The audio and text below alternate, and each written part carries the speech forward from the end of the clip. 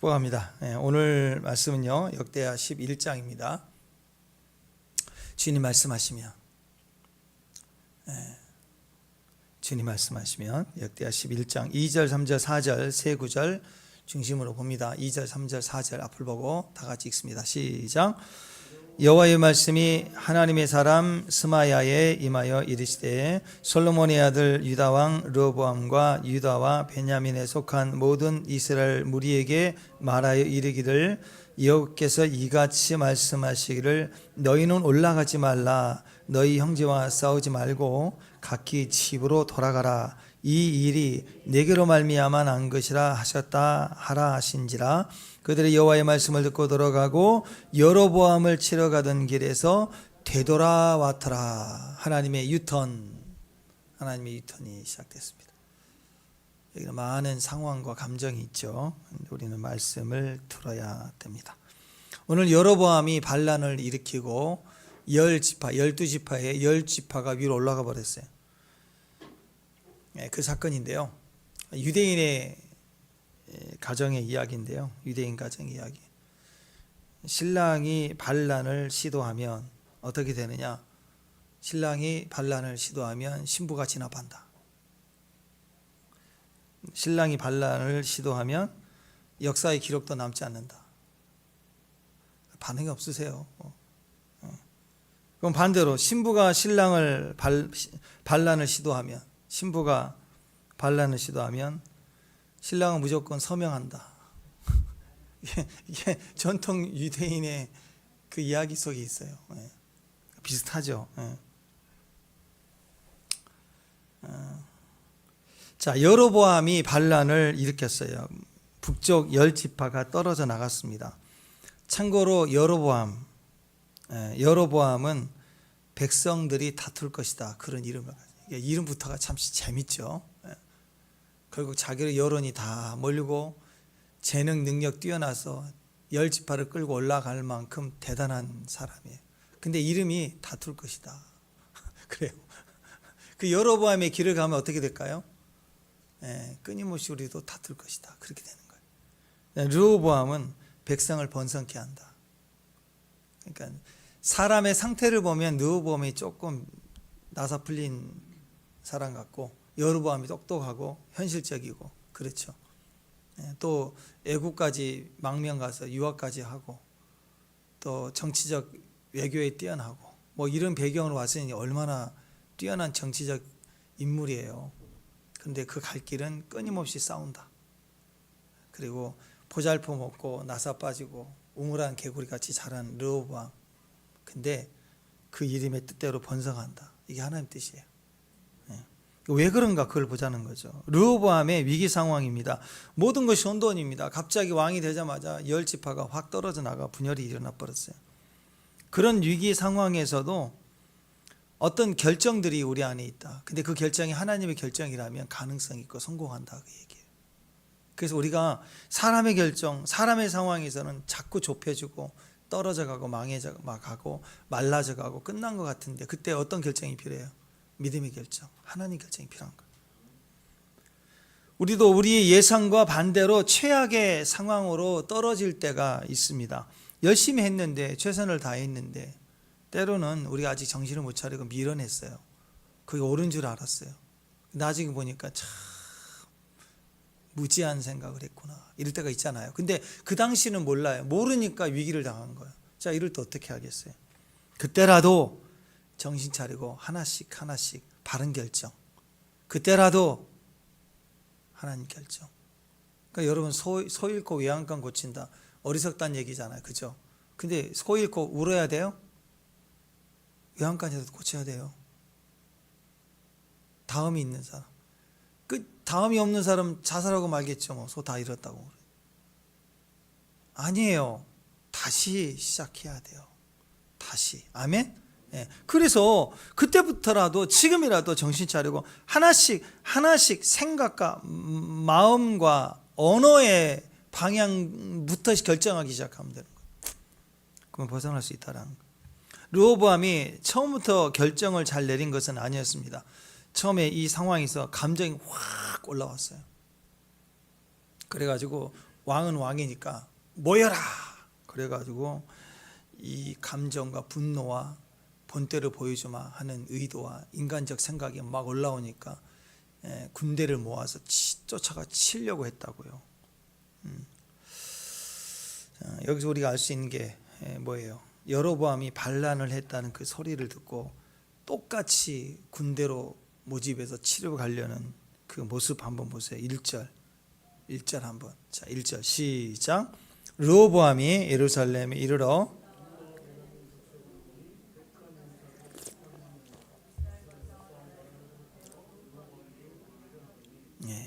급하게 군대를 모았더니 18만 명이에요. 18만 명 작은 수 아닙니다. 여기 10,000명이 모였다 그래도 와, 군대 무장한 군대가 10,000명이 모였다. 위압감이 있어요. 근데 순간 모이라 그랬더니 18만 명이 모였습니다. 작은 숫자는 아닙니다. 그런데 북쪽은 10지파예요. 10지파에 비하면 아무것도 아닌 거예요. 생각해 보세요. 2지파가 18명이면 10지파는 얼마나 모았겠어요. 그리고 이렇게 A와 B가 있을 때 약간 위치가 갑의 위치에 있는 사람보다요 을의 위치에 있는 사람이 반역할 때는 힘이 더 세요. 원래 똑같은 5대5라고 그래도 힘의 파워는 훨씬 더 강합니다. 왜? 죽고 살기로 반역을 하니까. 그리고 이건 군대를 가지고 친다는 건 이유가 안 돼. 이것은 딱 의지가 그거예요. 싸우겠다고 하는 것은 감정 때문에. 감정. 왕이고 분내고 본때를 보여줘. 객기를 부린다고 하죠. 그래서 하나님 앞에 엎드릴 생각이야. 이 일이 하나님의 일, 나라의 일, 국가의 일이라고 생각하지 않고 혈기와 감정으로 본때를 보여준다. 억울한다. 이렇게 생각해서 전쟁으로 풀려고 했습니다. 오히려 전쟁을 했으면 르호보암이 여기서 끝났어요. 끝났다고. 그때 하나님이 그래서 개입하세요. 2절을 보니까 2절에 여호와의 말씀이 없었나?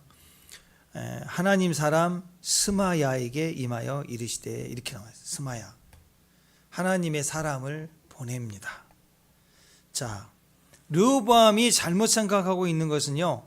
전쟁을 해서 이 분노, 나를 반역한 것에 대한 본때를 보여주마. 또 이렇게 분노하고 강하게 압박을 하고 잡아들이면 나라가 회복될 줄 아는 거예요. 나라가 회복될 줄 알았어요. 그래서 1절에 보면 이스라엘과 싸워 나라를 회복하여 르호보암에게 돌리려 하더니 그랬어요. 돌리려 하더니. 그런 걸 보면은 의도와 생각이 그렇게 같다는 거죠. 여러분 회복이 뭐냐면 회복은 모든 것이 나에게 돌아오는 것이 아니라 하나님께 돌아오는 거예요. 회복은 티쿤이라는 단어는 회복은 회복되리라 그러면 내 상태가 좋아지는 게 아니고 하나님께 돌아가는 거예요.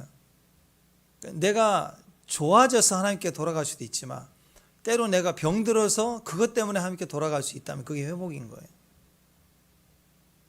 누가복음 15장의 탕자가 회복됐죠. 어떻게 회복됐어요? 자기 힘으로 죄가 했나요? 자수성가 다시 힘써서 애써서 했나요?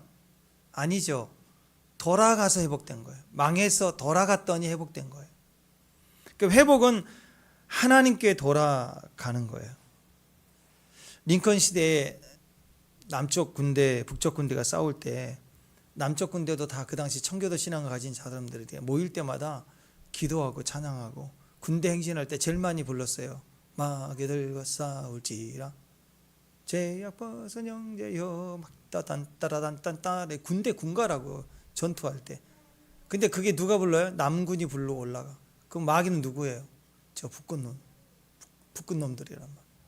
또 북군에서도 이 찬양 똑같이 불러요. 딴따단 따단 따단. 그 마귀는 누구예요? 남쪽에.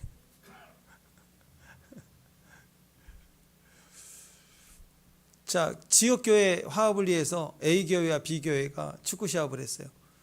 그럼 성도들은 막 기도해. 이겨라 이겨라. 그러면 어느 쪽이 마귀예요? 기도 세게 한 데가 이겨요? 성경책 들고 법계 들고 가듯이 모셔놓고 해야 되나요? 우리 감독은 성경. 아니죠. 게임이죠. 그죠? 자, 그러니까 링컨이 그랬어요. 남쪽 군대가 이렇게 찬양하고 기도하며 전쟁을 치르니 우리도 기도해야 되겠다고. 대통령 링컨이요, 우리도 기도하며 싸웁시다. 이기게 해달라고.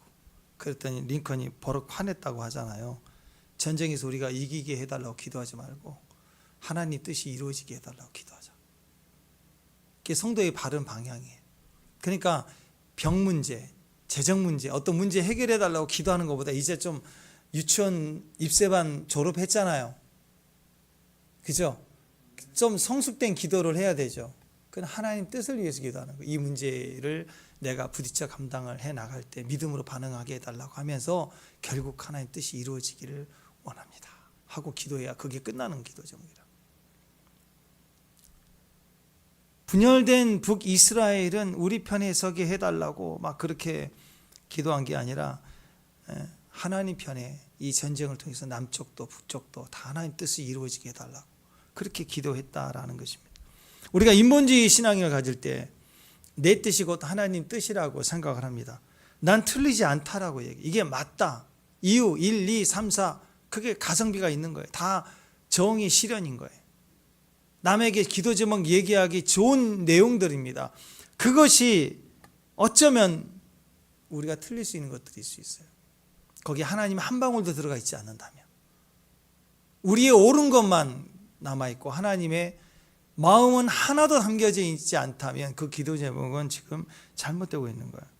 수많은 대적자들 앞에서도 내가 죄인입니다, 나를 불쌍히 여겨주세요. 혹시 내가 상할지라도 그 상함을 통해서 주의 뜻을 이루어주세요. 그 기도가 안 나오면 우리는 저 대적자 무조건 무너뜨리라고 기도할 거 아니에요. 그런 식이라면 우리는 인간적인 인본주의적인 기도 영역을 벗어나지 못하는 겁니다. 그러니까 내가 성공해달라, 내가 이기게 해달라는 게 아니라 이 과정을 통해서 하나님 뜻이 이루어지기를 기도합니다.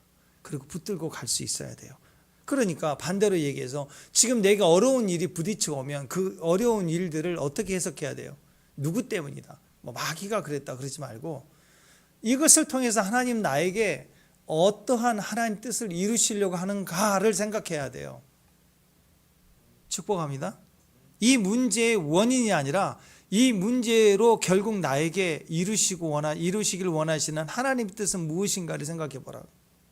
거기에 대한 반응이 우리의 반응이 돼야 되는 거예요. 우리가 인본주의적인 기도로 하면 내가 합리적이고 내가 이기고 내가 회복돼야 될 그 방향만 경고하죠. 그러나 말씀 앞에서 하는 기도는 다 하나님 앞에 서게 되는 진짜 회복을 위해서 기도하는 거예요. 하나님 앞에 설 수 있는 저와 여러분 되시길 바랍니다. 일제로 나온 르호보암의 결정은 말씀보다 자기 감정이 앞서요. 옳은 거, 맞는 거, 왕이니까 본때를 보여줘야 된다, 진압해야 된다. 이게 일반적이잖아요. 근데 아마 그렇게 시도했다면 망했을 거예요. 하나님의 음성이 들릴 때 그때 중요합니다. 하나님의 음성이 들리면 일단 멈춰야 돼요. 집중해야 돼요. 그리고 다시 믿음의 방향으로 나아가야 돼요. 이 세 가지가 너무 중요합니다. 그럴 때 다 망한 나라, 근데 그 망한 나라가 아니라 거기에 하나님의 역사가 시작이 되는 겁니다. 우리도 마찬가지예요. 최선의 상황마다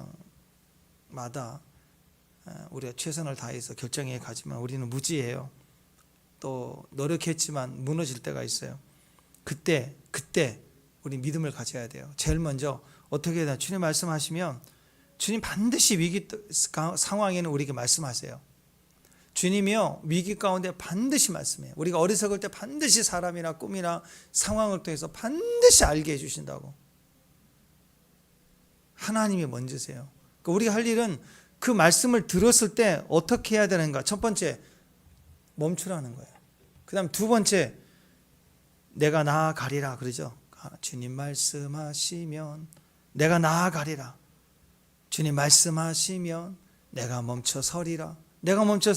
내가 나아가리라. 그럴 때 우리가 회복이 되고 하나님께로 가게 되고 부흥까지 가게 되는 거예요.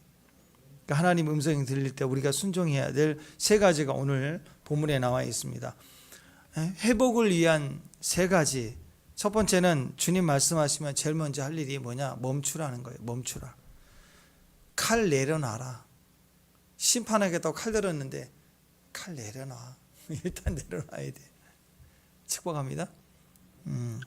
하나님이 칼을 들고 전쟁을 하려던 이 르호보암과 그 백성 앞에 막아섰습니다. 선지자 스마엘을 통해서 너희는 올라가지 말라, 형제들과 싸우지 말라, 각기 제 집으로 돌아가라. 이 일은 다 나로 말미암아 난 것이다. 그러니까 들어가, 돌아가, 멈춰, 칼 내려놔, 그 얘기입니다. 자, 힘을 모으는 것이 더 힘들까요? 가진 힘을 써야 되는데 멈추는 게 힘들까요? 자동차도요, 엔진이 갑자기 시동이 안 걸려서 달리지 못할 때, 그때 사고는 일어나잖아. 달리지는 못하지만 사고는 일어나잖아. 근데 엄청난 힘으로 엔진이 돌아가는데 제어가 안 돼. 그럼 큰일 나는 거예요. 큰일 나는. 이게 더 어려운 거예요. 힘을 모으는 것보다 이미 모아진 힘을 가지고 사람들 앞에서 있는데 안 쓰는 거, 그게 굉장히 힘듭니다. 18만 명이라는 숫자가 굉장히 많은 숫자죠. 18만 명의 군대를 일으켰어요. 처음 왕이 됐어요. 왕으로서 명령을 내렸어요. 첫 군대가 18만 명이 모여 있어요. 저들을 진압해야 되는 거예요. 그래서 지금 군대가 이런 그 상황에서 해산, 그러면 이건 정치적으로요, 이건 무라도 썰어야 되는데 이거 아무것도 안 하고 해산, 그러면 이거 완전히 권위 안 서요. 권위가 안 선다고. 민망하고 겁장이다. 아니, 하나님이 말씀하셔서 그래도 백성들 그렇게 안 봐요. 아이고, 18만 명인데 저들은 10집하니까 더 많겠네. 그래서 쫄아가지고 왕이 멈췄구나, 이렇게 생각한다면 얼마나 정치적으로 앞으로 그러겠습니까? 근데 아니라는 거예요. 분명히 스마야 선지자가 와서 멈춰라, 칼 집어넣어라 하고, 지금은 네 감정의 결정이 아니야, 내 결정이야, 나로 말미암은 거야 하고 멈춰라 그럴 때, 그때 예상되는 많은 사람들의 비난과 조롱을 감수하고라도 멈춰야 되는 거예요. 주님 말씀하시면 내가 나가리라, 그죠? 주님 말씀하시 뜻이 아니면 내가 멈춰서리라, 그죠? 이 고스톱이 너무 중요한 거예요. 그래서 출애굽한 이후 광야 1세대 그 백성들의 40년 동안 훈련받은 게 가라 멈춰라, 가라 멈춰라, 이게 그만큼 중요했다. 다윗을 보면 언제나 그랬습니다. 이럴 때 쓰는 말이 있죠. 피는 못 속인다. 그 아버지의 그 아들이다. 그 집안의 DNA다. 가만히 보니까 르호보암이 신앙적으로 참 부족한 사람 같아요. 그렇게 조롱거리가 될 만한 사람이기도 한 것 같아요. 그런데 그 안에 뭐가 있냐면 피가 있어요. 피. 성전 짓지 말라 그럴 때 다윗이 모든 힘을 다 가졌지만, 하고 싶었지만 멈췄어요. 그 계획을 멈췄다고. 다윗의 공로 중에 최고의 공로는 뭐라고 그랬어요? 다윗의 공로, 땅을 정복하고 골리앗을 이기고 전쟁을 이기고 예루살렘을 수도로 삼고 법궤로 옮겨오고 다윗의 장막을 세우고, 이런 왕이 없었잖아요. 그런데 그 많은 다윗의 공로보다도 최고의 공로가 무엇이었느냐? 힘을 다 가졌을 때 성전 짓지 마라 그러니까 안 지었어요. 그 선을 절대로 하나님 여기까지 하고 연필로 쭉 금을 그어놨더니 안 넘어가요. 담벼락으로 철옹성을 만들어놔야 안 가는 게 아니라 그냥 금만 그어놔도, 아니면 깃발 하나 딱 꽂고 여기까지 넘으면 안 돼 그랬더니 절대 안 넘는 거예요. 그 집안의 DNA가 그래요. 다윗이 그랬어요. 힘이 남아 돌아가지고 그 힘으로 주님이 하라는 일도 하지만 더 많은 일을 하는 거. 솔로몬은 그 더 많은 일을 했어요. 성전을 지어라 거기까지는 했는데 2배로 왕궁을 짓고 성읍들을 짓고 도로를 만들고, 그리고 그것도 부족하니까 정복해서 땅을 차지한 다음에 그 성읍을 또 건설하고, 맨날 건설하다 인생 망쳤잖아요. 한번 힘 주니까 막 계속 일을 하는 거예요. 쉬지 않고. 근데 그것이 하나님의 마음인지 아닌지를 분별하지 않고 계속 그 일만 한다면 우리가 로봇이잖아요. 로봇.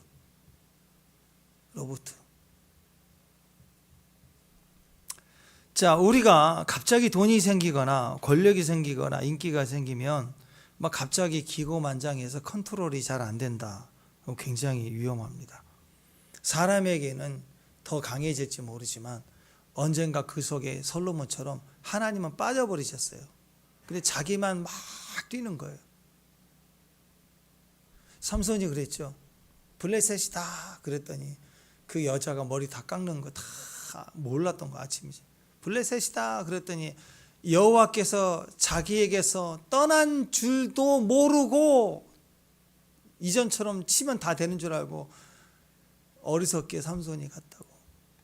임재가 떠난 줄도 모르고 성전의 기능만 계속해. 그러면 그게 성전이 종교지. 솔로몬이 그 일을 했다고 계속 짓고 만들고 세우고만. 언제부턴가 하나님 없는데 혼자 계속 하는 거예요. 심지어는 방패를 갖다가 금으로 다 만들어서 장식하고. 자, 그런데 그래도 뿌리가 다윗의 길이에요. 다윗의 뿌리가 있었다고. 그래서 다윗의 흔적이라도 있으니까 우리가 예수님의 보혈로 말미암아 구원을 받았잖아요. 아멘? 우리의 의가 아니잖아요. 다윗을 보고 다윗의 흔적을 보고 아들 솔로몬 때 하나님이 너 때는 봐줄게. 네 다음 때야. 이렇게 넘어가잖아요. 그러니까 그 집안이 그렇게 넘어가는 거라고. 근데 르호보암의 이 못난이 르호보암, 무능의 르호보암일지라도 뭐가 있었냐면 다윗의 그 집안에 핏줄이 있었다고. 뭐 하지 말라고 하면 안 하는 게 있었다고.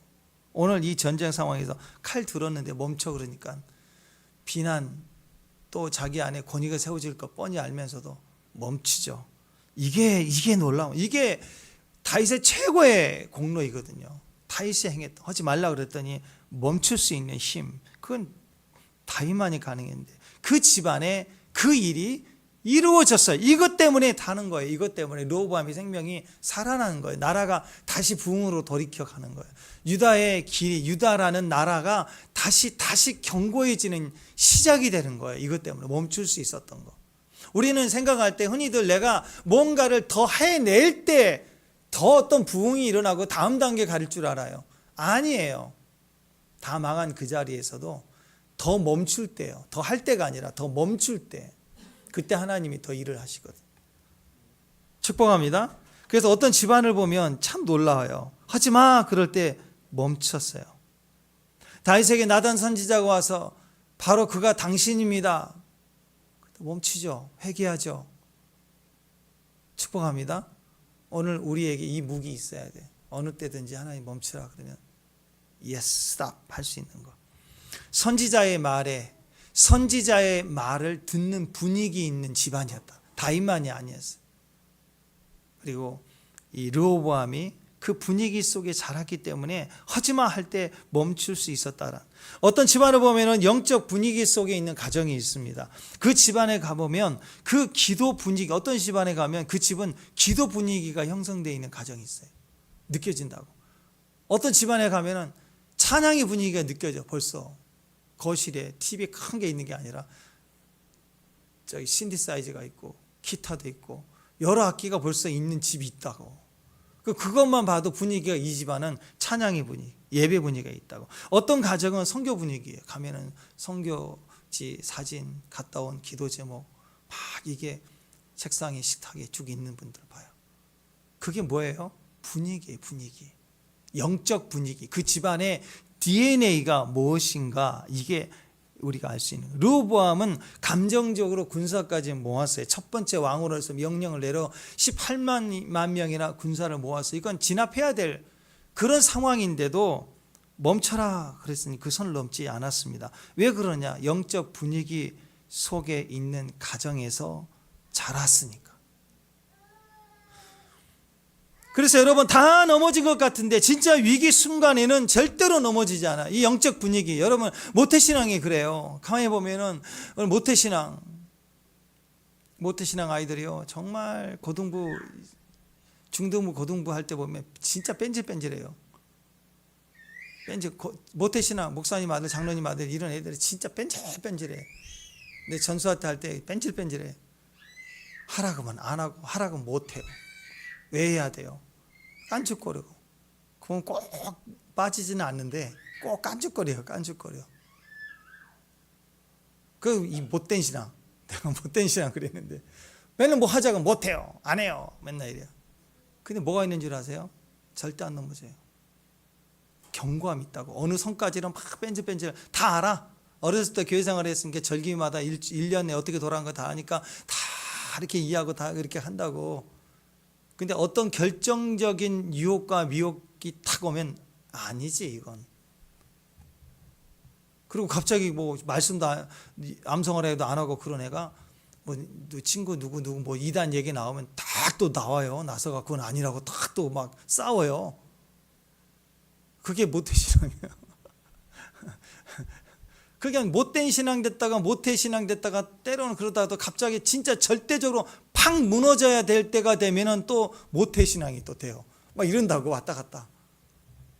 그래서 제가 그걸 보면서 느끼는 게 분위기구나. 영적 분위기 속에 자란 말로 설명할 수 없는 어떤 DNA가 가정 안에 뿌리가 되어 흘러나가고 있구나. 선지자의 말을 들었다. 혈기왕성하고 교만하고 상황의 첫 번째 왕으로서 첫 번째 명령을 내려서 군대를 일으켰는데 칼 뺐는데 멈춰라 그러니까 멈출 수 있는 거. 그게 분위기의 힘이에요. 다혈질로 발작하는 상황인데 멈춰 그랬더니 다 멈추네. 예전에 어떤 목사님 얘기했죠. 우리 같이 시장 근처에 있던 교회였던 것 같아요. 목사님 지나가는데 시장에 막 싸움이 일어나가지고 막 사람 난리가 났는데 막 가게집 옆집 아집이 둘이 막 싸우는데 옆집 아저씨가 아주 막 엄청 욕을 막 듣지 못한 세상 욕을 다 하면서 다 이겨버렸어요. 사람들 말리는데. 근데 봤더니 그분이 그 교회 집사님이 싸움이 이겼는데 갑자기 목사님이 딱 보다가 눈이 마주치니까 전의를 잃어버렸어. 그래가 그 다음부터는 막 당해. 막 당해. 1라운드를 이겼는데. 그죠? 근데 저는 이게 축복이라고 생각해요. 분노할 수 있고 화낼 수 있어요. 그죠? 인간이잖아요. 아무리 노력해도 안 되는 상황이 있을 수 있어요. 근데 그 순간이라도 선지자가 나타나니까 하나님 그만하라고 칼 집어넣어 그럴 때 말하지 않아도 멈출 수 있는데 저는 이 이야기 속에 이분의 삶이 어떤가 저는 축복이라고 생각해요. 그 가정에 이 집사님의 가정에 이 DNA가 있구나. 어떤 상황에서도 너무 억울할 때 멈출 수 있는 거. 너무 화를 내고 있는 상황인데 멈출 수 있는 거. 멈춰라 그러면 멈출 수 있는 거. 그럼 그 아이들도 자녀들도 이런 DNA가 있는 거라고. 선지자의 말을 듣는 영적 분위기 속에 있는 가정 굉장히 중요한 거예요. 여러분 영적 분위기 속에 있는 가정은 애가 못해요. 부모가 해줘야 되는 거예요. 저는 그런 가문이 되기를 축원합니다. 부모는 이런 가정을 만들어줘야 돼요. 돈으로 벌어서 학원 보낼 생각하지 말고 그보다 먼저 환경을 만들어주는 거야. 그래서 아빠가 기타를 쳐야 된다니까 집에서. 애들 잘 때 손 얹고 기도해 줘야 된다고. 아빠가 아버지부터. 왜? 가정마다 기하대책 필요하다고 그랬지. 기하대책. 기도하는 아버지. 기도하는 아버지가 되게 하는 거. 그래야 아버지가 기도해야 되는 대책을 세워야 된다고. 그것이 영적 분위기를 만들어주는 가정이 되는 거예요.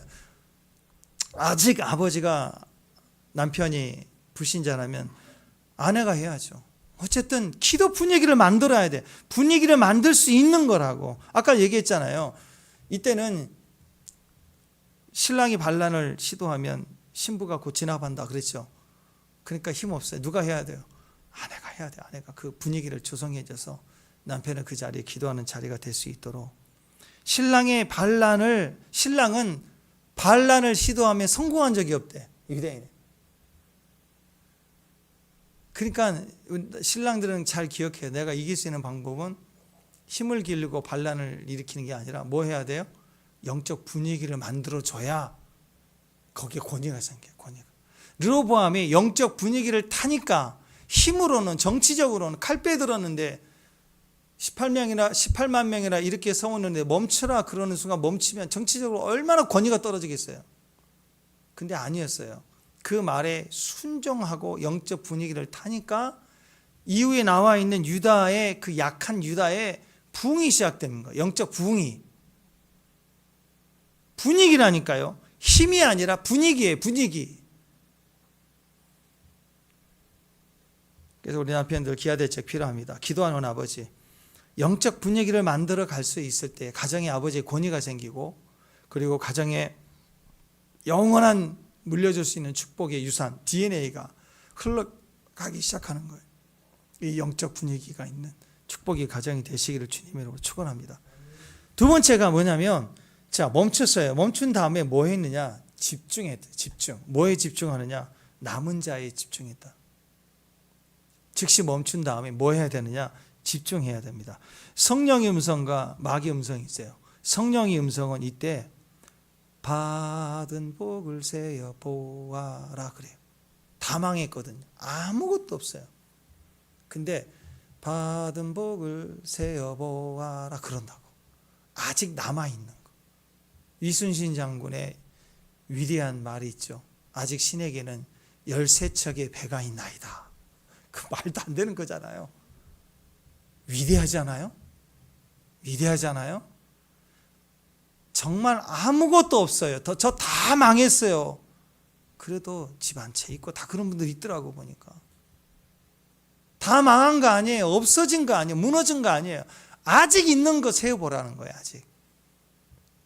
그때 마귀의 음성을 우리 안에 어떻게 하는 줄 아십니까? 후회하게 합니다. 옛날 거 왕년에 내가 한 5년만 젊었어도 막 이런 말을 계속 마귀가 하는 거예요. 하나님 그렇게 말하지 않아요. 지나간 것 두고 지금 멈춘 그 자리에서 너에게 있는 것을 세워봐라. 집중하라. 남은 자, 남은 것. 거기서부터 시작하자. 그게 하나님이에요. 남아있는 것에 집중하기로 결정해서 다시 예루살렘으로 모여서 방어선을 세우고 도시들을 재정립하는 일을 합니다. 싸우러 나가는 게 아니라 혹시 쳐들어올 수 있기 때문에 있는 것, 남은 자 모아서 남은 것들을 지킬 수 있는 집중력을 발휘하기 시작하죠. 그리고 방비하는 성읍들을 건축합니다. 서쪽의 블레셋에 대한 방어선, 남쪽 애굽에 대한 방어선. 블레셋 또 애굽, 그 다음에 이제 나라가 북이스라엘로 10나라가 나눠져 갔기 때문에 공격이 올 수 있잖아요. 그래서 다시 전체를 다시 재정립하는 힘을 발휘하기 시작하는 거예요. 자, 5절에서 10절까지인데 쭉 한번 읽어보십시다. 5절에서 10절까지 시작. 르호보암이 예루살렘에 살면서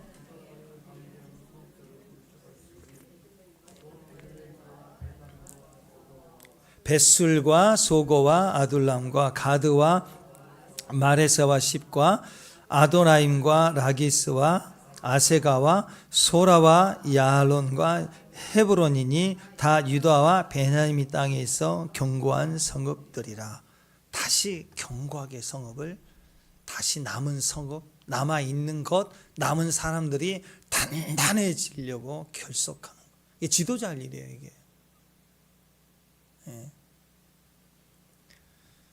르호보암은 하나님의 명령이 있을 때 즉각 이스라엘을 공격하려는 것을 포기했어요. 그리고 이미 남아있는 것들을 자체 정비하고 다시 건설하는 사업에 집중합니다. 이 집중이 중요해요.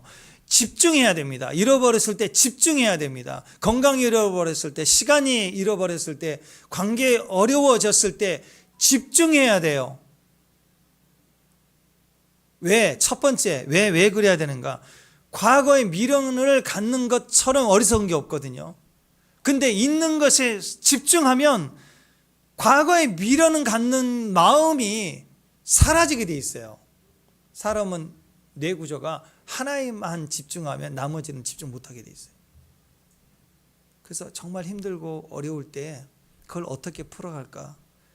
그건 누구 때문일 거야? 막 그렇게 추적하지 말고 십자가를 딱 바라보고 하나님께 집중하는 거예요. 내 신앙부터 내 영혼을 책임질 수 있는 그분을 향하여 마음과 중심을 집중할 때 그 감정, 상실감, 허탈감, 억울함 이게 내 안에서 사라지게 돼 있어요. 근데 어리석은 사람은 그 중심이 없으니까 그냥 정신없이 하루하루 뺑뺑 돌다가 완전히 옛날 트라우마 엮여가지고 무너져 버리는 거예요. 익숙한 동굴로 들어가 버리는 거죠. 자, 과거의 미련을 갖는 것처럼 어리석은 게 없습니다. 잃어버린 것에 대해서 연연하면 안 돼요. 어리석은 사람은 이미 다 지나간 것, 옛날에 그 옛날 이야기, 그걸 막 느끼고 붙잡고 옛날에 잘했으면 좋을 텐데, 근데 옛날에 너가 잘못했잖아 막 이러면서 과거에 다 묶여서 과거의 경험을 방금 경험한 현장처럼 생생하게 또 얘기하면서 사람을 아주 괴롭히는 거예요. 주변을 괴롭히는 거라고. 그러면 지금 인생은 운전 중이에요. ing라고. 주차 중이 아니라 인생은 지금 운전 중이라고. 근데 집중해야 될 현실에 집중할 수가 없는 거예요. 현실감이 떨어지게 되어 있습니다. 현재 주시는 은혜가 또 있거든요. 그리고 그 다음에 연결된 하나님의 섭리가 있는데 그 흐름을 한 방울도 타지 못하는 거예요. 과거에 연연하고 과거의 생각 때문에. 얼마나 어리석어요. 그러니까 마음만 졸이다가 끝나는 것입니다. 그러니까 전혀 맞지도 않고요. 거기서 나오는 자기의 추론은 자기 감정만 득실득실 들러붙어가지고 막 한이 서려서 막 얘기를 하거든요. 그래서 들어보면 이게 너무 왜곡이 되고 부패돼 갖고요. 객관적이지도 않은 이야기로 혼자만 막 열받아서 하는 거예요. 누가 그 사람하고 사귐이 될까요? 다 떠나가는 거지. 그래서 여러분 고민하고 염려하고 억울해서 알아눕는 그 무덤의 자리까지 가지 않는 최고의 방법은 일단 무너졌을 때, 상실했을 때 상실감으로부터 끊어져야 됩니다. 어떻게 가능해요? 강아지 생각 안 해야지 더 생각나요. 그죠? 그냥 뭐 해야 돼요? 십자가 생각하는 거. 내게 있는 거 집중해야 돼. 그래서 여러분 가정에서는 큰 일을 경험하고 인생의 큰 일을 경험할 때 사람이 뇌가 정지가 돼서 그 기억을 잃어버릴 만큼 고통스럽게 무너질 때 그때 그 과정들을 이겨낸 사람들 보면 공통점이 있어요. 애가 핏덩어리인 거야. 그래서 그 애 보고 넘어간다고. 그 애가 뭐라고? 집중할 수 있는 거니까. 그러니까 여러분 우리에게는 집중할 게 필요해요. 이 앞으로. 여러분이 집중할 수 있는 게 필요해요. 뭐예요? 말씀밖에 없어요. 여러분 말씀. 내 감정과 상황과 상관없이 매일 붙들 수 있는 말씀. 자, 성령 충만이라는 게 그럽니다. 성령 충만은 결국은 어떻게 할 수 있는, 지금 현재 붕 떠 있는 흥분이 아니에요. 성령의 충만, 성령의 은혜, 성령의 기름 부음 벌벌 뛰는 걸 말하는 게 아니에요. 어떻게 할 수 있냐면 열매를 보고 한다고 그랬어요. 열매가 있어야 그 사람이 지금 현재 과정이 있는 게 성령 충만이라는 거예요. 왜냐하면 세상과 우리 자아와 마귀는 현상은 흉내낼 수 있어요. 성령이 불 받아가지고 막 뛰고 뒹굴고 하는 거, 너무 성령의 임재를 사모하면 내 마음의 소원이 사모하면 몸이 반응을 하는 것도 있어요. 심리적으로. 또 마귀도 귀신 들릴 때 악령 들린 사람 막 뛰죠. 거품 불고 마귀도 흉내내요. 또 연극하는 사람들 얼마나 열심히 연극을 흉내내면 비슷하게 성령 충만한 모습으로 비춰줄 수 있다고. 제가 고등학교 때 신앙이 딴따라였거든요. 방황 중이었거든요. 중학교 때부터 방황 중. 고등학교 때 그 가속력으로 교회로 나오긴 했어요. 가끔씩. 근데 친구 만나러 가서 친구들은 다 교회 다니. 그래가지고 뭐 알지 못하니까 금요 차라 예배 이럴 때 학교 끝나고 오면서 잠깐 만나려고 교회 가면 예배 중에 막 뒤에 소형이 앉아있다 나오고. 근데 교회에 소문이 났어요. 저 형제는 엄청 신앙이 좋다고. 아무 얘기도 안 했는데 조용히만 있으니까. 나는 교회 신앙생활 때문에 온 게 아니에요. 친구 만나러 가고 가끔씩 만나러. 우리 교회에 신실한 형제가 있다. 그러니까 여러분 겉모습은 전혀 아닐 수 있는데 그렇게 오해될 수도 있고 그렇게 만들어질 수도 있는 거고 얼마든지 가능해요. 그러나 열매는 만들어낼 수가 없어요. 여러분 상상 임신 그런 거 아시죠? 너무 아이를 갖고 싶을 때 똑같이 입덧 현상 나오고 생리 끊어지고 배도 불러와요. 근데 뭐가 없어요? 초음파에 보면 애가 없어요. 정신적 충격이에요. 심리적인 것도 몸이 반응한다고. 예전에 집에 나가서 보면 그런 사람들 많아요. 터치하고 손 안기만 하면 저울로 나가 떨어져 뒹굴어 버려요. 근데 이상해. 이렇게 뭐 흘러가는 게 없는데. 그리고 그렇게 강력하면 못 일어나야 되거든요. 제 경험상. 근데 그 다음에 또 일어나서 얼른 또 가방 챙기고 또 나가야 돼. 그럴 때 제가 보면 아, 이것은 이런 거구나. 뭐가 없을까요? 그러면 열매가 부족해요. 뭐 다는 가짜라고 할 수는 없어요. 뭘 보면 아냐면 열매를 봐요. 성령 충만은 반드시 열매를 거두게 해요. 임재 안에서 오랫동안 누워있는 거, 기도도 안 하고 맨날 누워있는 것 같아요. 그런데 자기는 알아요. 뭐가 강해져 가고 회복이 되어져 가고 힘들었던 환경을 나도 모르게 감당해져 가고 이게 조금 지나면 내가 그렇게 되어져 가는 거예요. 갑자기 찬양하고 있고 말씀 보기 시작하고 결과가 있다고, 열매가 있다고. 결국 열매의 가장 마지막 열매가, 성령의 열매 중에 가장 마지막 열매가 셀프 컨트롤이거든요. 절제예요, 절제. 이것은 집중할 줄 안다는 거예요. 절제는 그냥 스탑하면 몸이 딱 굳어져 가지고 안 해지는 거, 그런 거 아니에요. 성령의 열매는 내 안에 세미한 음성으로 내 감정과 생각을 파고 오실 때마다 내가 순종하고 멈추고 그 과정에서 사랑하고 인내하고 웃고 하는 그 모든 것들을 다 지나서 제일 마지막에 스탑할 때 딱 멈출 수 있는 게 절제라고. 절제 굉장히 어려운 거예요. 그건 많은 과정을 거쳐야 돼요. 성령이 임재 안에 오랫동안 머물러 있어야 돼요. 성령이 임재 안에서 많은 흐름들을 탈 줄 알아야 돼요. 그냥 즉각 발작해서 하늘에서 울리는 음성 듣고 멈추는 거, 그런 거 아니라고. 수도 없이 많은 시간들 속에 내가 힘이 있는 분량, 얘가 예를 들어 힘이 4 정도면 주님이 4만큼 힘이 들어갈 때 멈추라 그러고, 그게 되면 이제 5만큼 힘이 세질 때도 멈추라고. 이렇게 올라가서 언제든지 거의 극도로 혈기왕성해서 분노에 가득 차서 뭔가 막 액션을 취하려고 할 때도 음성이 딱 들리면 스탑이 딱 되는 훈련까지 가는 게 절제라고. 얼마나 많은 시간이 필요한지 몰라요.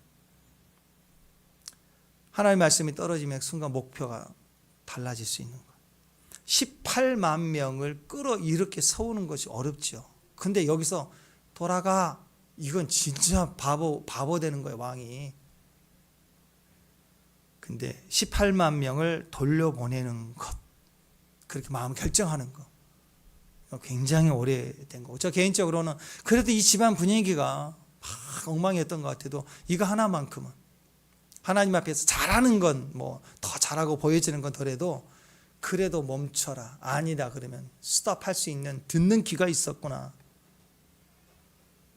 잃어버린 외부의 소유, 잃어버린 것에 더 이상 집착하지 말고 스탑하고 내부에 집중하는 거, 내가 할 수 있는 거, 그거 보수하고 다시 잃었지만 억울해서 잠 못 자다가 술 먹다가 간암 걸려 죽는 것보다 잃고 외양간 고치냐? 이렇게 옆집에서 조롱해도 외양간 고쳐야 되는 거예요. 서로 잃어버렸지만 외양간은 남아있잖아요. 그럼 보수해야죠. 지금 르호보암이 하는 일은 전국적으로 외양간 고치는 일을 하고 있어요. 지금 어리석은 거죠. 아니라니까요. 어리석은 게 멈출 때 할 수 있는 건 집중하는 거예요.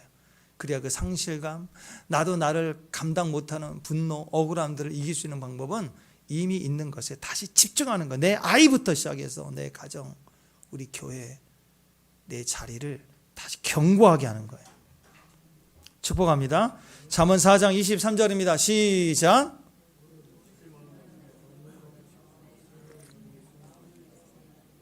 예, 외양간이 잃어버려도 마음을 잃어버리면 안 돼요. 마음을 붙잡아야 외양간부터 다시 보수하는 거예요. 죄송합니다. 소를 잃어버려도, 외양간 잃어버려도 아니고. 알아들었죠? 예, 축복합니다. 모든 게 다 무너져도 마음을 지키면 다시 시작할 수 있습니다. 다시 시작이 나로 시작하면 약하지요. 그러나 말씀에 순종하여 멈추고 집중하면 하나님이 다시 시작합니다. 마음을 지킨다는 것은 말씀을 붙잡는 것이고 말씀에 집중하는 것입니다. 그래야 요동하는 감정, 상한 마음을 이길 수가 있어요. 감정이 휘둘리면 그 순간 모든 게 다 무너져, 인생 무너지는 거예요. 다 쪽나는 거예요. 격한 감정에 사로잡혀 있었던 르호보암이 선지자를 통해 말씀이 딱 선포되니까 창조적 결정을 해요. 그래서 인간의 마음의 결정이 아니라 하나님의 결정에 순종하는 것은 하나님, 그분은 창조주 하나님이기 때문에 그분의 결정을 따를 때는 그분의 힘이 있어요. 그분의 능력과 지혜가 역사하는 거예요. 그래서 우리의 결정이 아니라 창조적 결정을 해야 돼요. 영적 결정입니다. 어떤 결정이요? 말씀 결정이에요. 어떤 결정이에요? 듣는 결정. 무슨 일이 있으면 제발 발작하지 말고 엎드리라고요. 엎드리라고.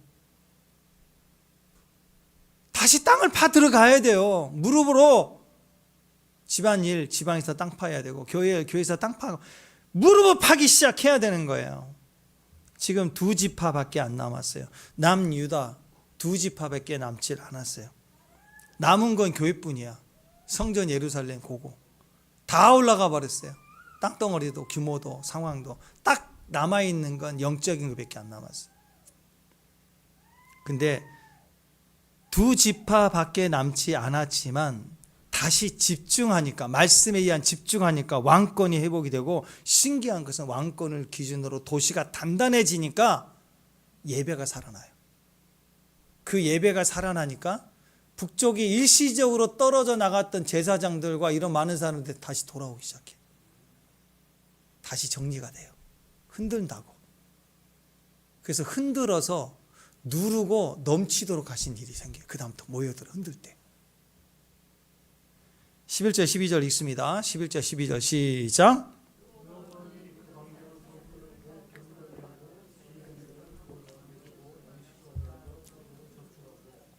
모든 성읍에 방패와 창을 두어 매우 강하게 하니라.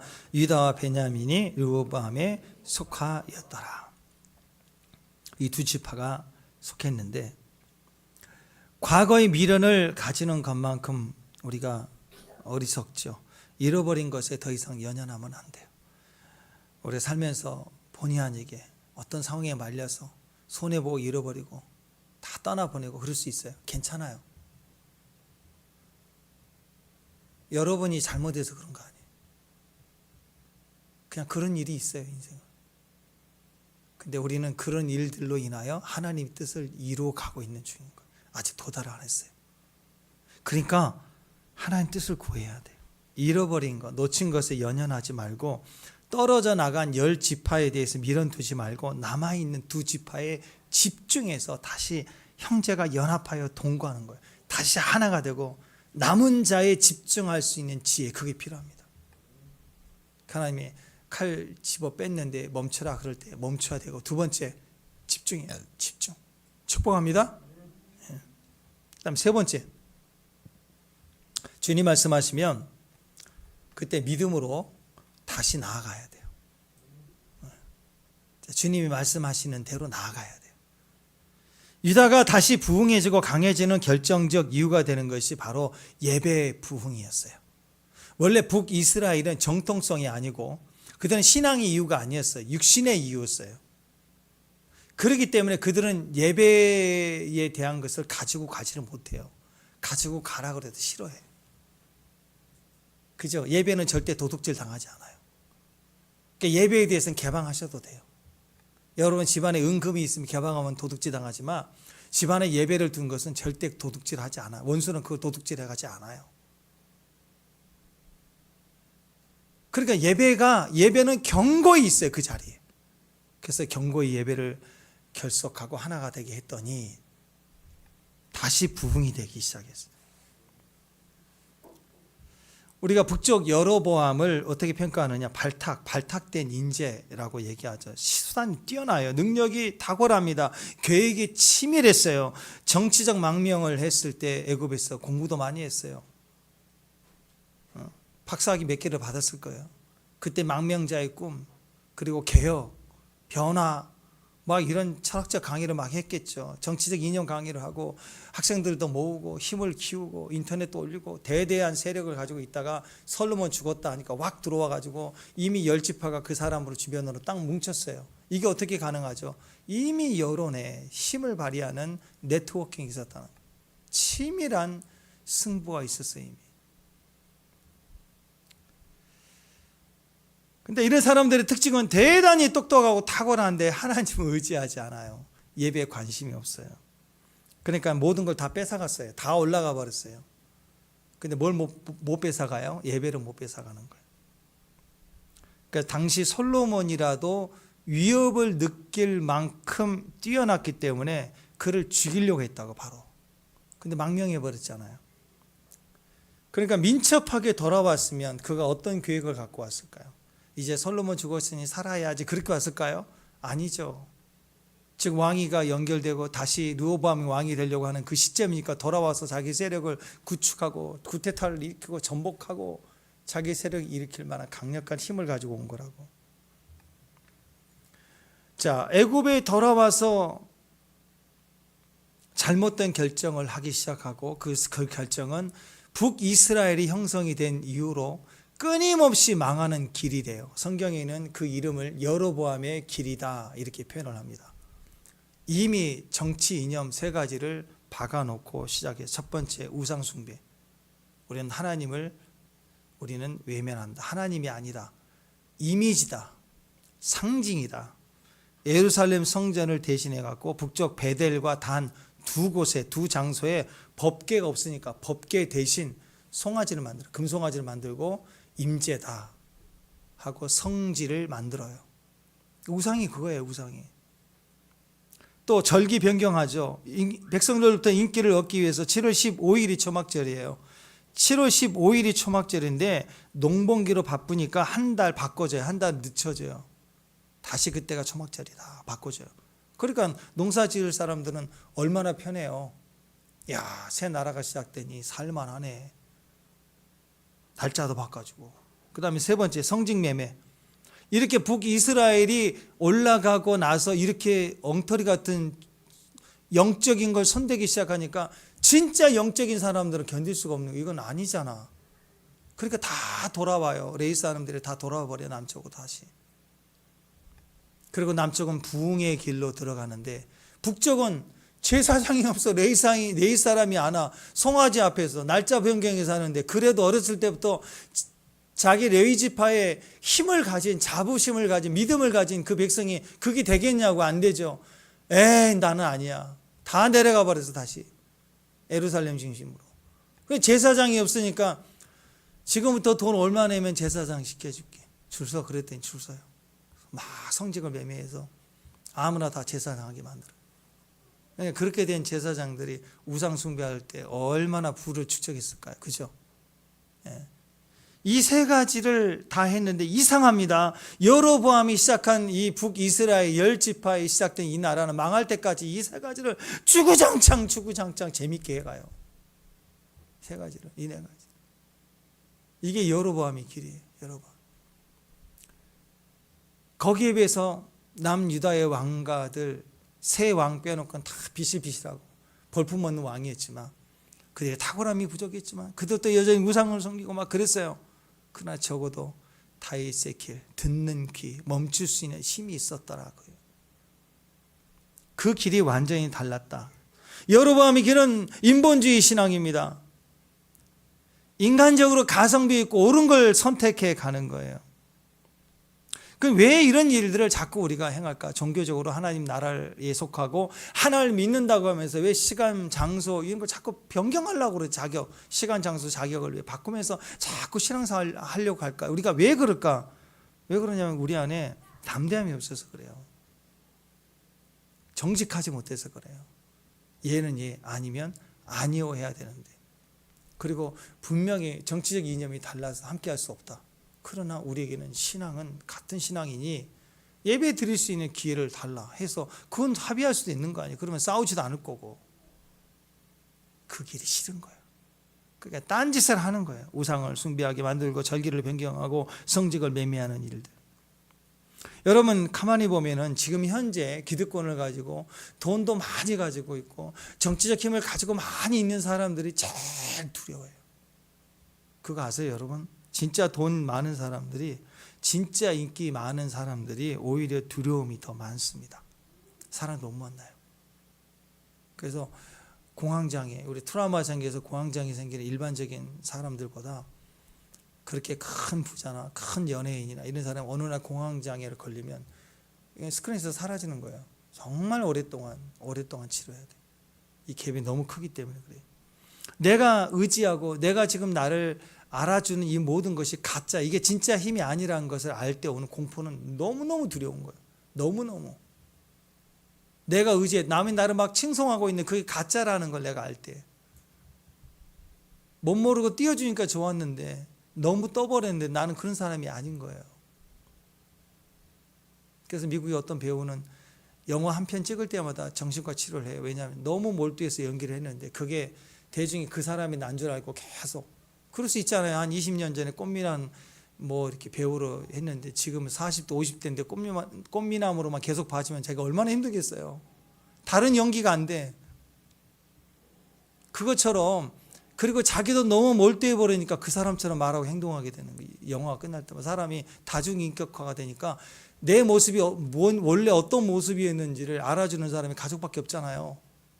그래서 다 끊고 정신과 치료하면서 그렇게 약을 먹으면서 다시 제자리로 돌아오고 이런 분들이 많이 있더라고요. 마찬가지입니다. 그러니까 지금 공산주의 독재자들, 지금 전쟁하고 있는 사람들 얼마나 불안하고 얼마나 거짓이고 얼마나 거품 속에 사는지 몰라요. 잠을 못 자는 거예요. 그래서 돈만 많은 사람 제일 위험합니다. 그러니까 여러분, 가짜는 늘 화려합니다. 여러분, 르호보암보다도 여로보암이 탁월한 왕인데 사실은 불안한 거예요. 10집 하나 모였고 성전을 2곳이나 만들고 절기 행사도 조절해주고 성직도 돈 주면서 누구나 하게 만들고 그 제사장들이 많아졌어요. 그런데 얼마나 좋겠어요. 이게 다 좋아. 근데 가짜예요. 다 가짜. 그러니까 얼마나 불안해요. 얼마나 불안해요. 시간이 지날수록 실제로 북지파, 열지파 사람들 가운데 그래도 뼛속에 유대인이니까 점점 국경을 넘어서 예루살렘으로 와서 절기를 지키고 돌아가는 제사를 지키는 사람들이 많아지기 시작합니다. 사람들은 시간 지나면 알아요. 조금 지나면 가짜구나. 그리고 진짜지. 그걸 안다고. 알아요. 그러니까 가짜는 끝에 갈수록 비참해지는 거예요. 지금 르호보암의 영성이 엄청나게 뛰어난 게 아닌데 여로보암이 갈수록 가짜인 걸 알게 되니까 상대적으로 유다는 점점 부흥하기 시작합니다. 진짜를 향하여 돌아오기 시작해요. 무엇이든지 진짜를 향하여 돌아오게 돼요. 여러분 진짜인가? 그게 중요해요. 아멘. 네. 마지막 때가 되면요, 우리가 하나님의 신부의 영성으로 내 안에 인쳐진 마음으로 그 진실된 빛을 가졌기 때문에 대적이 우리를 이길 수 없는 것도 있지만 대적은 갈수록 악해져 가기 때문에 우리는 더 빛나게 돼 있어요. 그러니까 감사해야 돼요. 세상이 세상을 악해지고 악한 자가 더 악한 짓을 해가고 왜 불의가 더 없어지고 우리가 이렇게 기도하는데 왜 기도가 응답이 안 돼? 기도가 응답이 안 되는 건 아니라 응답 중인 거예요. 더 드러나야 되니까. 자기 길로 확실하게 드러날 거니까. 마지막 때가 되면 성도의 신앙이 악하고 강한 세상보다 상대적으로 더 파워를 가지게 될 거예요. 근데 그 파워는 우리가 가진 신부의 중심의 마음이 강하고 변질되지 않았어도 되는 거지만 세상이 더 악해지기 때문에 당연히 우리는 자동적으로 강력한 신앙과 빛이 되기 시작하는 거예요. 그러니까 우리 있는 모습 그대로 살면 돼요. 뭘 더 노력 안 해도 돼요. 그냥 지금처럼 주님 보고 정직한 마음으로 가면 돼요. 자, 우리 13절부터 17절까지 한번 쭉 읽어볼까요? 자, 어떤 일이 벌어졌나 보세요. 자, 읽습니다. 13절부터 시작.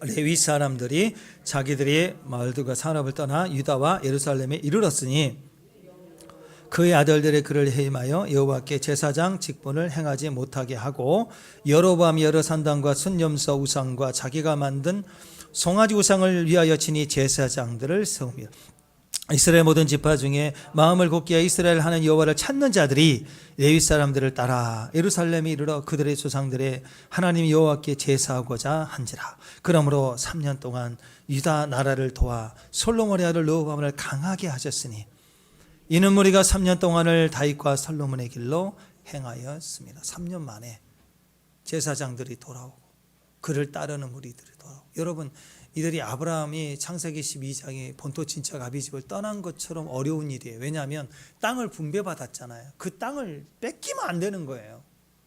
근데 그 자리를 떠나오는 거라. 무엇 때문에? 신앙 때문에. 진짜 신앙 때문에 온 거예요. 그러니까 숫자가 점점 진짜 신앙인들이 모이니 막 강력해지는 거예요. 종교연합 떼거지로 이단들 모여서 10,000명이 모여서 어이 하는 기독교 뭐 어쩌고 저쩌고 막 하는 거, 그 힘 하나도 없어요. 진짜 신앙을 가진 신부 영성을 가진 마지막 때 교회 10명이 모이면 엄청나게 강력한 거예요. 두세 사람도 이겨요. 진짜냐 가짜냐의 문제죠. 떼거지냐 혼자냐의 문제가 절대 아니라는. 결국 돌아옵니다. 다 돌아오게 돼요. 신앙 부흥이 3년 안에 나라 분리되고 떨어져 가고 소외되고 억울하고 그 모든 시간이 3년 지나니까 딱 결정이 나버리는. 열심히 한 게 아니에요. 분노의 마음 멈추라 할 때 멈추고 있는 것 다시 집중하고, 그리고 다시 예배에 다시 회복을 하기 시작하니까 주변이 다 알아요. 시간 지나니까 다 알아. 그 예배가 진짜였구나. 맞지? 이건 가짜지. 돌아온다고. 나는 열심히 안 해도 주변이 약해지면 점점 가짜가 더 드세지면 2배, 3배 막 커지면 오히려 잘 되는 거예요. 우리 진짜는 저절로 부흥하게 돼 있어요. 진짜는. 마지막 때 세상이 더 악해지고 핍박이 커지고 어두워질수록 교회는 그냥 순결하기만 하면 돼요. 더 강력해지는 겁니다. 악인이 더 악해지는 거에 대해서 그래서 기뻐해야 돼요. 악인은 버림당하고 의인은 부흥을 한다는 의미가 되는 것입니다. 생각해 보세요. 북쪽은 참다 가짜에 질려서 이제 진리를 찾아서 남쪽으로 내려온 제사장, 그러니까 그때 제사장 따라온 어떤 성도들, 그들의 신앙 어떤 신앙이겠어요? 자기 본토 친척 아비 집을 신앙 때문에 따라온 아브라함과 같은 믿음의 사람들이라고. 이런 알짜배기 사람들, 신앙의 진짜 믿음의 사람들이 모이니 모일 때마다 엄청난 신앙의 부흥이 일어나는 거예요. 여러분, 신앙 때문에 뒤늦게라도 교회를 옮긴 경험이 있는 사람들 만만히 보면 안 돼요. 어느 교회가 지역적으로 로컬 교회가 성장해 가는데 후반에 갑자기 참여하는 분들이 있는데 그분들 그냥 교회가 부흥되니까 따라서 교회 좋다 이렇게 오는 분 말고 진짜 신앙의 이유 때문에 교회를 옮기는 사람들이 있거든요. 이분들은 나중에 왔지만 먼저 되는 사람이 될 수도 있어요. 무엇 때문일까요? 믿음 때문에. 믿음 때문에. 신앙 때문에 교회를 옮겨온 사람들 대개 거리와 상관없어요. 아무리 멀어도 상관없어요. 시간도 상관없대요. 우리나라도 신앙의 뿌리를 보면은요, 우리나라만 기독교 역사를 보면, 한국 기독교사를 보면 신앙의 뿌리는 다 북쪽에 있었어요. 그래서 남쪽에 있었던 당시에 많은 교회 지도자들이 왜 강력했는 줄 아세요? 신학교가 북쪽에만 있었어요. 신학한다면 평양까지 가야 된다고. 거기 가서 교육받고 내려와서 손영호 목사님이나 다 이런 분들이 엄청난 일을 한 거예요. 이게 보통 대가를 지불하는 게 아니라고. 전부가 북쪽에 있어요. 큰 학교, 큰 교회 다 당시 그랬어요.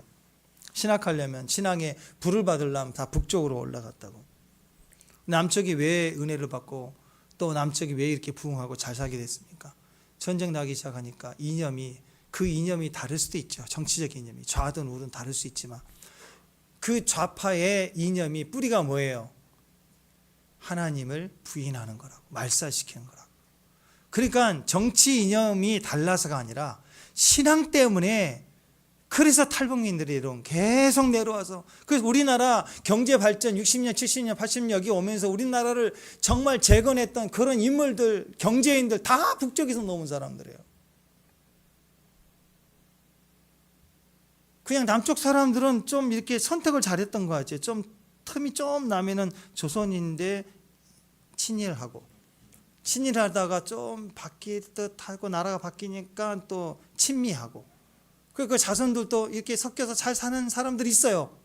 물론 걸려가지고 막 된통 당한 사람도 있지만, 근데 가만히 한국 역사를 보면 진짜 신앙의 이유 때문에 넘어온 사람들이 북쪽에 있었기 때문에, 그들이 남쪽에 내려와서 하는 사람들 때문에 나라가 이렇게 큰 성장을 한 거예요. 그들은 늘 그리움이 있었어요. 명절 때만 되면, 지금은 숫자가 이제 많이 돌아가셔서 없지만 저희 어렸을 때 항상 봤어요. 추석 때가 되면요, 판문점 앞에 가서 거기를 바라보고 울면서 돌아가는 무리들 엄청 관광차로 와서 이산가족 찾기 할 때도 그렇고, 그분들은 이 타지 생활이라고 하면서 돌아갈 것을 기대하면서 이 땅에서 최선을 다해서 사니까 악착같이 살면서 부를 이루는 거고, 그리고 그들에게는 갈망이 있는 거예요. 안주하지 않는 거죠. 그래서 그 결과 우리 남쪽에 이런 모든 경제 발전에 큰 힘이 됐다는 거예요. 6.25가 터지면서 신앙의 핍박이 올 때 신앙 때문에 남쪽으로 내려온 사람들, 이유는 그거예요. 신앙 때문이었어요. 신앙 때문에. 그분들의 기도는 남쪽 사람들의 신앙보다 훨씬 더 간절했습니다. 한이 컸어요.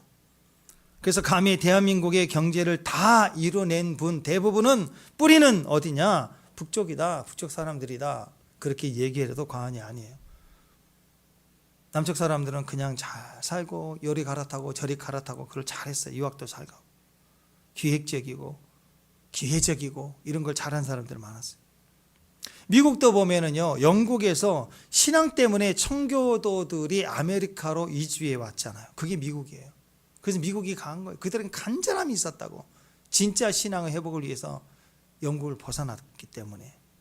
신앙 때문에 옮긴 사람들은요, 무서운 사람들입니다. 신앙 때문에 옮긴 사람들은 가볍게 봐서는 안 되는 사람들이에요. 우리 교회도요, 신앙 때문에 옮기는 사람들이 제일 무서운 분들이에요. 그분들은 벌써 기도가 달라요. 어떤 분은 막 몸으로 기도해요. 기도는 입으로 해야 되잖아요. 마음으로 해야 되고. 근데 그런 분들은 막 몸으로 기도해요. 기도할 때 보면 막 뼈끼리 움직여요. 이번 주에 보니 어떤 분들은 기합소리를 내더라고. 막 하! 그 우리 기쁨의 태권도 도장인가? 뭐 생각을 했는데, 태권도 도장 가면 아이 그러잖아요. 막 기도하다 갑자기 아이 막 휘바람을 불지 않나. 막 왜 그래요? 기도가 몸이에요, 몸. 그 금요일 날 보니까 우리 수화도 와서는 곧바로 흐름을 타고 금요일 날 쇼킹타임이 되면 누울 줄도 알아요. 수화 가서 딱 대자로 여기 와서 임지에 누울 줄도 알아요. 봐서 오잖아, 저렇게. 뛸 줄도 알고. 신앙 때문에 옮긴 사람들은요, 거리와 상관없어요. 시간과 상관없어요. 기도를 몸으로 해요. 이스라엘 백성도 신앙 때문에 출애굽한 거잖아요. 유대인의 시작. 히브리란 말 자체가 강을 건넜다는 뜻이에요. 왜 강을 건넜어요? 신앙 때문에 애굽에서 나온 거라고. 그게 출애굽이라고. 출애굽 8장 1절 한번 보세요. 8장 1절 시작.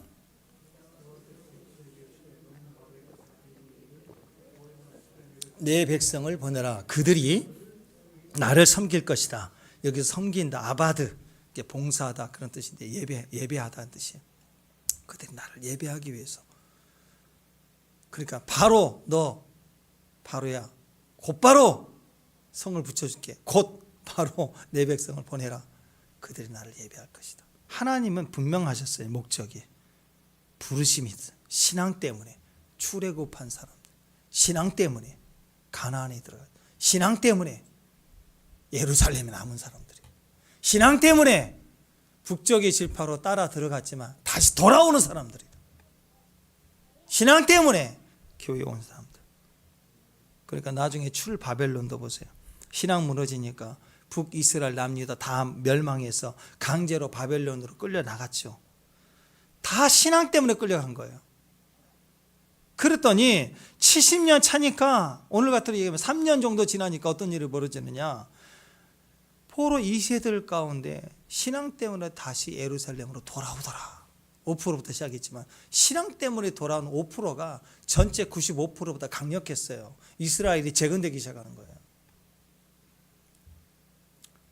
옛날에는 신앙 때문에, 예배 때문에, 교회 때문에, 그래서 교회 옆으로 가까이 이사 오는 분들이 많았어요. 그걸 알았죠. 그게 복이니까 온 거라, 복이. 바로 교회 옆집 이렇게. 근데 요즘에는 신앙 때문이 아니라 돈 때문에 이사를 갑니다. 돈 때문에. 그래서 교회를 신앙 때문에 근처로 가까이 왔다라고 하는 것은 요즘 교회사의 거의 전설적인 이야기예요. 그러니까 그것을 뭘로 봐야 돼요? 행위로 보지 말고 그렇게 옮겼다 그런 게 아니라 갈망함, 또 중심이 그렇다라는 걸로 봐야 돼요. 분위기, 그걸 봐야 된다고. 상황은 안 될 수 있죠. 그러나 중심만은 그렇게 돼야 된다는 거예요. 다시 예배로 시작하자. 다시 예배의 자리로 시작하는 거. 그럴 때 다 돌아와요. 잃어버린 것도 다 돌아오고, 시간도 돌아오고, 환경도 다 돌아오더라. 3년이면 다 붕이 되더라, 그 얘기예요. 오늘 우리가 솔로몬 그러면 항상 기억이 뭐였어요? 솔로몬 그러면 금수저의 결정판, 그죠?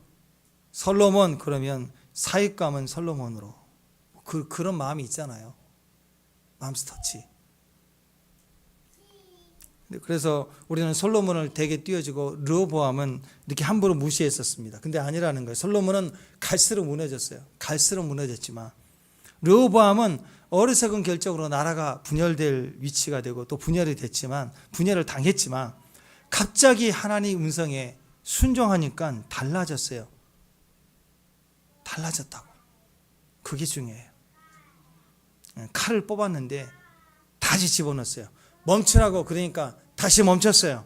떨어져 나간 10지파의 미련을 두지 않고 남은 자들 2지파에 집중하기 시작했어요. 마음이 절대로 무너지지 않았다는 거예요. 나라는 빼앗겼지만, 분열이 됐지만 마음은 분열이 되지 않았어요. 지키는 것을 통해서. 그리고 그 지켜진 마음에서 뭘 시작했느냐? 예배 갱신을 시작했어. 다시 예배로. 남은 2지파와 함께 형제 연합을 이뤄가며, 그리고 다윗의 길, 솔로몬의 길을 행하였다라고 성경은 기록합니다. 떨어져 나간 10지파 사람들 중에서도 그래도 예배자들, 진짜들은 그걸 보고 돌아오게 되는 거예요. 우리 뭐가 필요해요? 예배가 필요해요. 아멘? 예배로 모이면 다 살아요. 우리 예배에 그 자리에 임재가 있기를 바랍니다. 그 임재에 불이 있어야 됩니다. 그러면 다시 모여들게 돼 있어요. 하지마! 그럴 때 멈출 수 있는 믿음 필요합니다. 영적 분위기 속에 있는 가정이 돼야 됩니다. 기도 분위기 있는 가정, 예배 분위기 있는 가정. 그 집안 딱 들어가면 분위기가 찬양 분위기가 있네요. 선교 분위기가 있는 가정. 그 가정에서 아이들이 자라가도록 해야 돼요. 그 환경은 부모만 해줄 수 있어요. 선생님이 못 해줘요. 가정의 영적 분위기는 아버지가 하는 거예요. 지나간 일, 과거 일, 이전 일 더 이상 미련두지 마십시오. 지금 남아있는 것에 집중하십시오. 그래야 마음이 무너지지 않습니다. 예배의 길, 임재가 있는 곳을 향하여 가십시오. 그 임재로 모여들 때가 옵니다. 내가 임재 안으로 모이면 그 임재는 하나님의 임재, presence of God, 하나님이 계심이에요. 그러면 그 현장에는 나도 임재 때문에 가듯이 하나님께 속한 모든 그의 나라에 속한 것이 다 오게 돼 있어요. 다 오게 돼 있어요. 거기서 같이 만나는 거예요, 내가. 그래서 임재가 있는 곳으로 가야 됩니다. 예배의 길, 임재가 있는 그 길을 가십시오. 임재의 축복에 속한 사람들 되십시오. 성령의 기름 부음으로 충만한 성령의 사람들 되시기를 주님의 이름으로 축원합니다. 다 같이 일어나셔서 주님 말씀하시면